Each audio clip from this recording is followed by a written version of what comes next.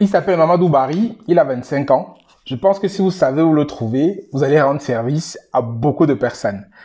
En fait, Mamadou Barry, il est aujourd'hui recherché et accusé d'avoir escroqué 50 milliards à plus de 700 000 Maliens. Donc, on va d'abord un peu écouter ce qu'il disait lorsqu'il faisait la promotion de son produit, OpenAI. Je vous laisse écouter. Bonjour les amis, aujourd'hui je vais vous présenter une application qui fait le tour du monde. L'application elle s'appelle OpenAI. OpenAI vient tout juste d'atterrir au Mali. Pour ceux qui pensent que c'est une arnaque, non, OpenAI n'est pas une arnaque. C'est une application qui a été approuvée et certifiée par le gouvernement malien. Et la publicité se passe à l'ORTM chaque jour à partir de 20h30. Si vous n'y croyez pas, allez-y regarder la télé. OpenAI est situé à Bamako, ACI 2000, immeuble Numa Belisa.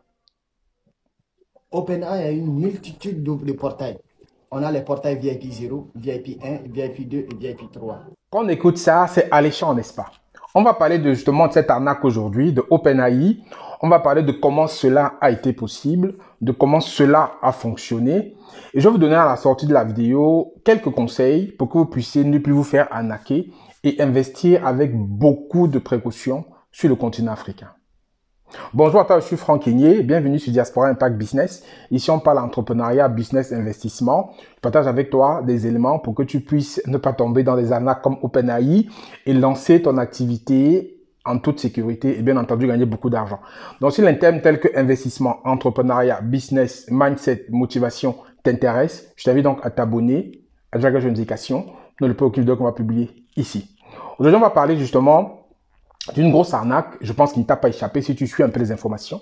C'est l'arnaque OpenAI qui a été mise sur pied par Mamadou Barry, qui est un Malien, un jeune Malien, qui est aujourd'hui accusé d'avoir escroqué plus de 50 milliards de francs CFA à 700 000 compatriotes, 700 000 Maliens. Donc, comme je disais en vidéo en souris, si vous savez où le trouver, je pense que vous allez aider beaucoup de personnes. Donc, en fait, comment est-ce que ça fonctionne cette arnaque? C'est-à-dire aujourd'hui, avant d'abord parler de l'arnaque, il faut d'abord qu'on se dise les choses clairement. Vraiment les choses clairement. C'est très courant dans la communauté que les personnes vont toujours vers des investissements où on promet des gains tellement élevés qui sont presque invraisemblables. Moi, je vous dis en fait que si vous pensez vraiment que si ce type d'investissement qui rapportait 40, 50, 60, 90, 100, 200% par an était aussi fiable, c'est que tous les milliardaires qu'on a sur Terre iraient là-bas. Tout le monde veut gagner de l'argent. Donc, pourquoi est-ce qu'il y a un truc aussi sucré, aussi bon, et que vous voyez qu'il y a des gens qui ont des fortunes qui ne mettent pas de l'argent dedans? Tout le monde aime le goût du miel. Hein? Donc, si vraiment ces investissements-là sont porteurs, c'est que beaucoup de personnes qui ont des moyens iront là-bas. Mais malheureusement, ceux qui font ce type d'arnaque se tournent toujours vers ceux qui ont très peu. Je trouve toujours ceux qui ont des petites fortunes. Ceux qui ont les héritages, peut-être qu'ils ont eu de leurs parents un peu d'argent qui veulent fructifier. Se tournent toujours vers les incrédules. Et c'est les incrédules toujours qui payent les pots cassés de ce type d'arnaque. C'est un peu ça qui est embêtant. Et chaque fois qu'on dit les choses, chaque fois qu'on dénonce des choses, c'est comme si les gens ne comprennent pas. Ils vont dire qu'il y a l'opportunité, on va y aller, il y a une belle affaire, on va y aller. Arrêtez ça. Parce qu'après, vous allez toujours venir pleurer. Il y a eu d'abord l'IEP-Limal, on en a parlé, les gens se sont fait plumer. Il y a eu les QNet, les gens se sont fait plumer. Il y a eu Chimol, les gens se sont fait plumer. Il y a eu, encore quoi, il y a eu Pétrompé, les gens se sont fait plumer. On dit la même chose tout le temps, mais c'est comme si les gens adorent se faire plumer et enrichir des bandits. Si on revient à OpenAI, OpenAI en fait, c'était encore quelque chose qui était complètement du Ponzi. Ça puait du Ponzi à distance. Parce que voilà comment ça fonctionnait ce truc-là.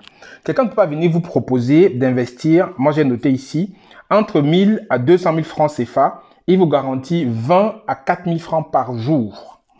Entre 201 000 francs à 500 000, vous avez 5 000 à 12 500 par jour.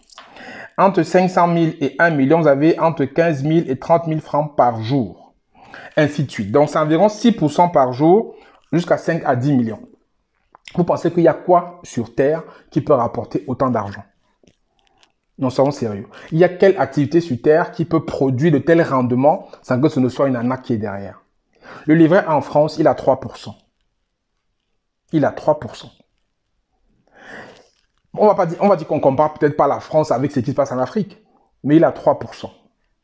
Et quand vous voyez un investissement où on vous demande de recruter des gens, on vous demande déjà on vous dit des gains par jour, Personne ne peut garantir ça. Et quand j'ai regardé comment son truc fonctionnait, apparemment, il a dit qu'il était en partenariat avec OpenAI, qui est la société qui a fait l'intelligence artificielle de Elon Musk. Il a dit qu'il est en partenariat avec Amazon.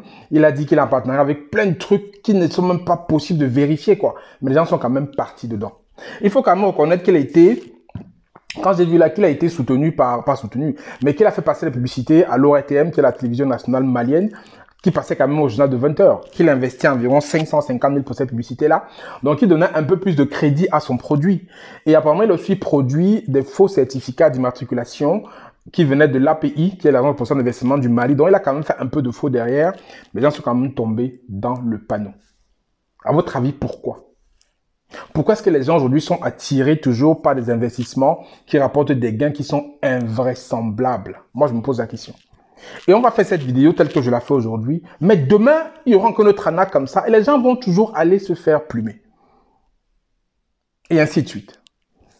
Alors que on vous dit de faire attention. Lorsqu'il y a un investissement où on vous dit, on va vous donner, je ne sais pas, 100% sur un mois et que c'est garanti, il faut fuir. Personne ne peut vous garantir une rentabilité sur un projet. Il y a toujours une partie de risque. Et plus la rentabilité est élevée, plus il y a danger.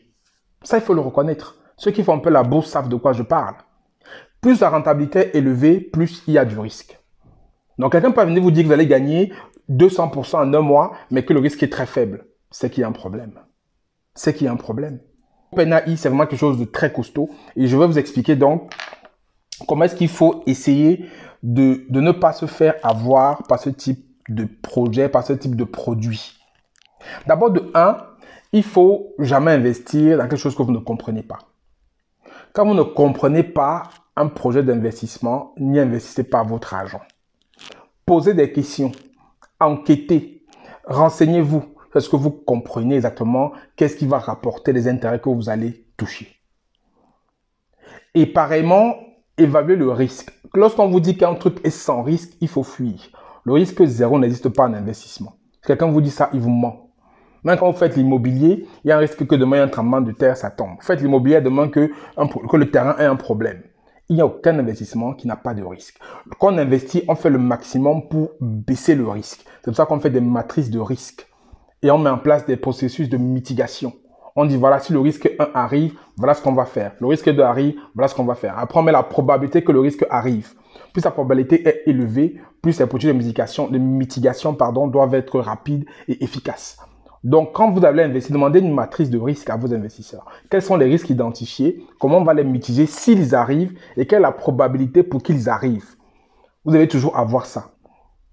Et te poser la question sur les risques. Et quand vous signez un contrat, si vous n'êtes pas capable de comprendre ce qu'il y a dans le contrat, faites-vous accompagner. Parce que quand on voit les montants qui sont investis, les gens investissent 1000 francs, 5000 francs, 10 000 francs. C'est des personnes, et je peux pas en fait me tromper, qui n'ont pas une certaine éducation financière. Ils n'ont pas une certaine façon de comprendre certains trucs qui sont écrits. Mais comme ils voient le gain rapide, le gain facile, tout le monde fonce. Donc, deuxième élément qu'il faut éviter pour pouvoir ne pas se faire arnaquer, c'est de fuir en fait les investissements où on vous promet des rentabilités élevées dans un délai très court. Ce n'est pas possible. Même quand on sème le maïs, on doit attendre que le maïs soit dans le sol, qu'il pousse avant qu'on vienne casser l'épi de maïs. Vraiment, on casse l'épi de maïs, il n'y a même rien dedans. Les parasites ont tout mangé. Donc, ça veut dire qu'il y a quand même le temps pour que quand on fasse un investissement, que ça rapporte. Mais pourquoi est-ce que les gens ne veulent pas comprendre qu'il y a ce temps-là, qu'il faut être patient? Mais je vous dis carrément que si vous faites ça et que vous venez proposer quelque chose de correct aux gens, vous leur dites, voilà, vous allez investir, vous aurez 7% ou peut-être 10% par an, personne ne veut investir. Ils vont fuir. Mais si vous dites que vous devez donner 100%, 200%, beaucoup vont investir. On est trop attiré par les rentabilités élevées en un temps court. Un bon investissement, si c'est bien mené, peut vous rapporter en Afrique au maximum 20% par an. Je le dis en connaissance de cause, j'en fais plusieurs. Maximum 20%. Parce que derrière, pour qu'on puisse payer 20% à quelqu'un qui investit, il faut que là où on a investi ait produit le double, voire le triple. Proposer de vous donner 50% ou 60% en termes de retour sur investissement, il faut que ça lui rapporte au moins le double, voire le triple. Parce que derrière, il faut qu'il paye ses salariés. Il faut qu'il paye ses charges, il faut qu'il paye ses impôts, il faut qu'il se paye lui-même en termes de dividendes et tout ça. Donc, ça veut dire qu'il peut vous proposer tout ce qu'il va gagner. Ce n'est pas possible. Donc, ça veut dire qu'il faut donc réfléchir. Je dis, quelqu'un me propose 60%. Est-ce que l'activité qu'il fait là peut vraiment produire 120% de marge sur un mois? Il faut poser la question parfois. Parce que c'est ça le souci, c'est qu'on ne se pose pas souvent de bonnes questions. Lorsqu'on voit l'opportunité, on tombe dedans et après on n'a que nos yeux pour pleurer. Donc, fuyez des investissements à gros intérêt dans une période courte. Ça, c'est le troisième point qu'on peut voir ensemble. Le quatrième point, c'est lorsque vous avez dans un business où on vous dit, vous devez recruter des gens pour pouvoir monter en niveau, je ne sais pas quoi, niveau diamond, niveau gold et tout ça, machin, fuyez. Quand vous allez à la banque, par exemple, investir, la banque ne vous demande pas de recruter des gens pour pouvoir payer vos intérêts. Quand vous allez à la bourse investir, on ne vous demande pas à la bourse de recruter des gens pour payer tout ce que vous allez gagner. Dès qu'on vous demande de recruter des gens, il faut fuir. Ça commence déjà à sentir du Ponzi. Ça veut dire qu'il faut avoir plus de personnes pour payer ceux qui sont déjà là. Et ceux qui gagnent toujours, c'est ceux qui sont tout en haut de la pyramide. Je ne sais pas combien Mamadou Barry s'est fait avec ce truc-là, je n'en sais rien.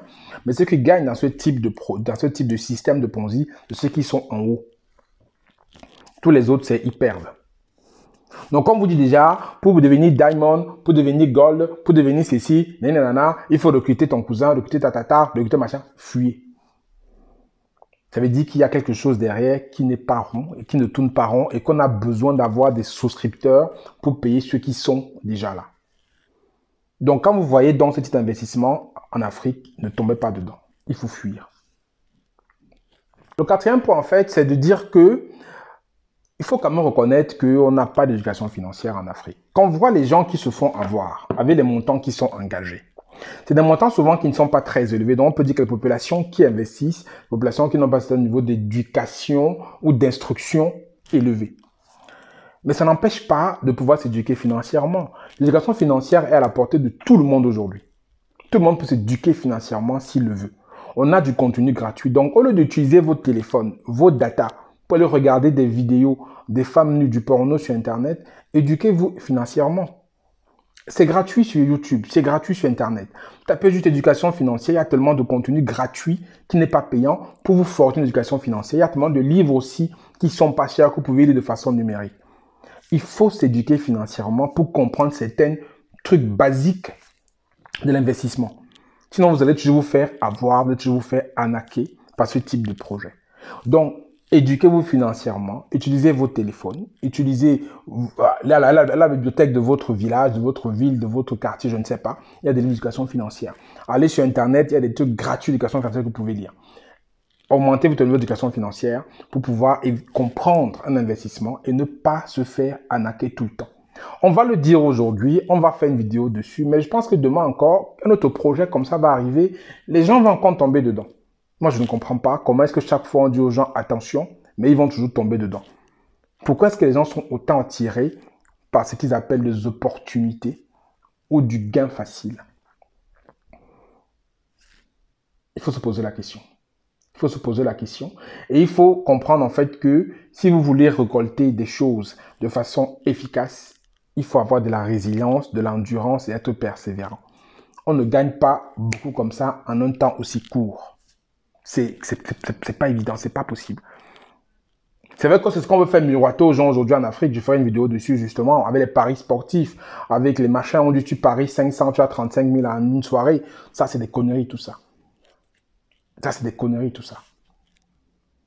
Il faut réfléchir posément, avoir de l'éducation financière. J'ai donné quelques conseils dans la vidéo qu'il faut suivre et surtout, ça va éviter que demande de telle arnaque. Je ne sais pas ce que vous en pensez, vous. Qu'est-ce qui peut donc attirer ces personnes, notre population, notre communauté, vers ce type d'investissement? Parce qu'on va voir comme ça, ce n'est pas que ceux qui n'ont pas d'éducation. Vous allez voir qu'il y a même des cadres qui se sont fait arnaquer. Il y a des personnes qui ont un niveau d'éducation élevé qui se sont fait arnaquer. On a vu le cas pour l'arnaque récente qui s'est passée avec l'autre projet, là, le nom m'échappe. Mais je vais dire derrière, il faut comprendre que l'investissement, ce n'est pas la blague. Surtout quand on a un agent qu'on a travaillé durement, le perdre comme ça, c'est comme si vous allez aux toilettes, en fait, vous jetez un papier, vous appuyez la chasse d'eau et ça part. C'est dommage. C'est dommage. Donc, mettez-moi en commentaire ce que vous en pensez. Est-ce que cette arnaque-là va se reproduire? Moi, je pense qu'il y aura d'autres demain qui vont arriver. On a eu, comment on appelle ça? On a eu les autres que j'ai cités là. On a eu Chimol, on a eu Pétrompé, on a eu Cunet, on a eu Liep Limal, on a eu Machin, on a eu tout ça, mais les gens continuent à tomber dedans. Donc je pense qu'ils vont toujours tomber dedans, c'est comme ça. Mais dites-moi ce qu'on peut faire pour éviter, mettez-moi ça en commentaire. Moi, ce que vous pensez de la vidéo. Est-ce qu'il y a d'autres éléments que vous pensez qu'on peut considérer pour éviter de se faire arnaquer quand on investit? Mettez-moi ça en commentaire. N'oubliez pas de vous abonner à la chaîne, cliquez sur la notification pour ne pas aucune vidéo qu'on publie ici. J'espère que la vidéo vous a plu. C'était Franck Kenyé pour Diaspora Impact Business. À très bientôt. Prenez soin de vous. Ciao, ciao.